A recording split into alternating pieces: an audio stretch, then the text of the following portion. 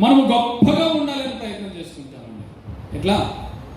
పోల్చుకుంటూ, వాళ్ళు అలాగా బతుకుతున్నారు, వీళ్ళు ఇలాగ బతుకుతున్నారు, వాళ్ళ జీవితం అలా ఉంది, నా జీవితమే ఇలా ఉంది, నేనే ఇంకా.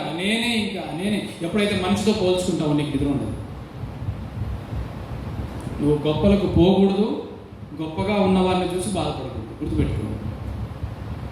గొప్పలు ఏం చేస్తాయంట? తిప్పల్ని తెచ్చిపెడతాయి.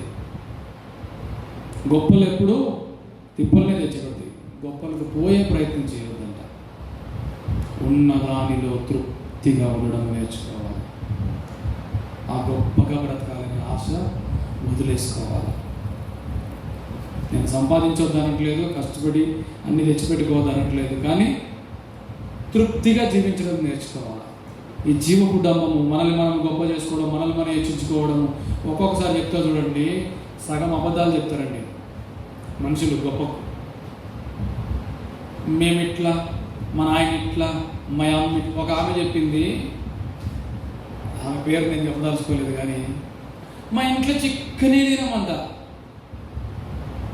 మేము పుట్టినప్పటి నుంచి మా ఇంట్లో చిక్కనే తినము. మటన్ కూర, మటన్ చట్నీ, మటన్ అన్నీ మటనేనంట.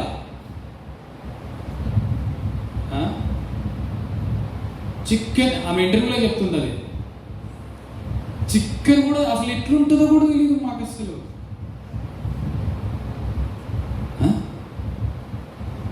మరి ఇంత దారుణంగా చెప్పుకోవడం అవసరము?